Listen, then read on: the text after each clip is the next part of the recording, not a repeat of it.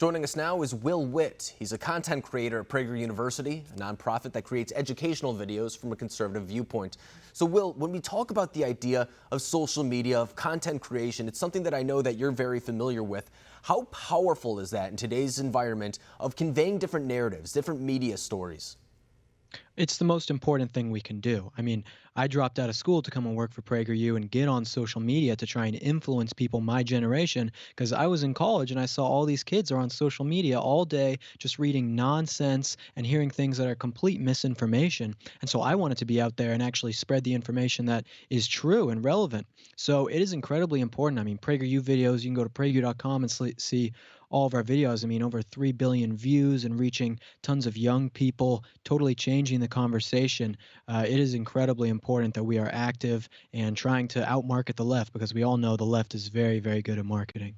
No, and Will, I've watched some of your videos too, and it's not the cliche type of just explainer videos. I mean, sometimes they do have a comedic twist to it. Sometimes they're informational. There's different ways in order to reach different demographics. And you bring up the idea too that a lot of progressives, a lot of those on the left are very effective at doing this. And in fact, we see a lot of conservatives say that they have an advantage on some social media platforms given the platform's position itself. So do you think that conservatives are doing a good job in combating this, or at least meeting them on that playing field?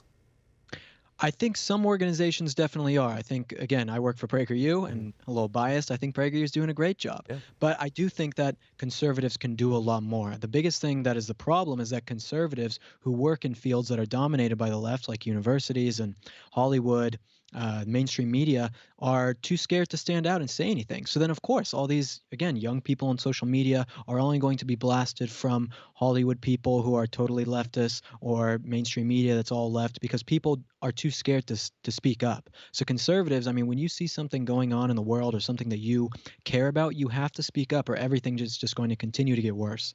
And I think you bring up a good point, too. I've heard this from some conservatives as well. If you have a problem in academia, become a teacher. If you have a problem with the tech industry, learn to code. If you have a problem with journalism, bias in that, become a journalist. So get involved in some way. It's much more worthwhile to get involved and try to combat it that way than sit back and do nothing at all. So when it comes to that kind of understanding, what can conservatives, and I don't even mean just content creators, but maybe even some of our lawmakers do in order to further that progress along? Yeah, I mean, it's definitely a hard thing to do, because the left is so entrenched in all of these things. Like you look at Hollywood and you look at the young role models that we have right now for people, and it's all just completely leftist actors and actresses and directors and things. So it's very hard to try and break that. Again, I don't think that enough people are speaking up about it. I'm working on a story right now all about what's happening at the border with COVID cases, and I'm talking to these doctors and nurses and things, and it's like most of them are too scared to speak up. This is why this isn't being shown. But if someone actually went out there and said what's actually going on, I mean, you could make big changes.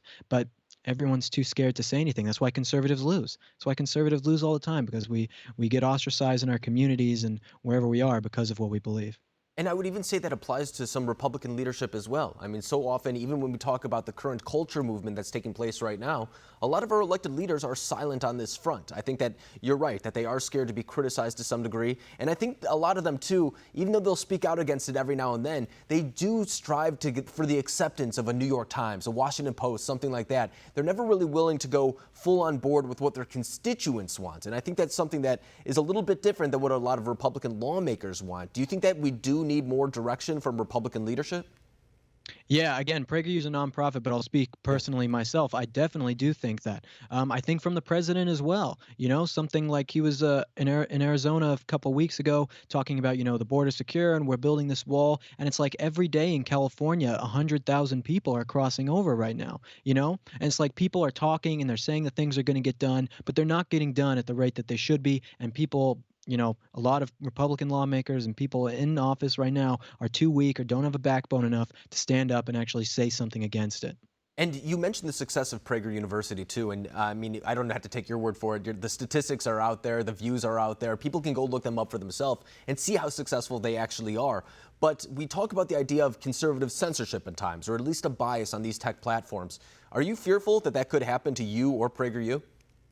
Yeah, well, PragerU is suing YouTube for this exact same thing. So if you guys can see it, I have this poster in the back. That's from our lawsuit when we went down to Seattle and we were at the Ninth Circuit Court, trying to fight against big tech censorship. And so it's everywhere. And a company like Twitter that says it's a total neutral platform and everything like that. We're not suing Twitter, but a company like Twitter. Sure. And then in their bio, they put, Black Queer Lives Matter and something like that.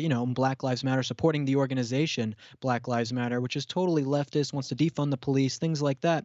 And it's like they all claim to be neutral public platforms, but they're all clearly biased. And we're seeing conservatives be censored, not just on Twitter, not just on Facebook, not just on YouTube, on all social media platforms. And I think that it speaks to the importance of this issue, too. I mean, if conservatives don't stand up now, and especially Republican leadership, they might not have the same voice, the same playing field to even get their ideas out there, have the debate at all. They'll be completely left out of the conversation. And as you said, some of the social media platforms seemingly are taking a position when it comes to certain issues. So I think you're exactly right to say that. But Will Witt, I really appreciate you coming on, breaking down the idea of social media and how important it is during this time. Thank you.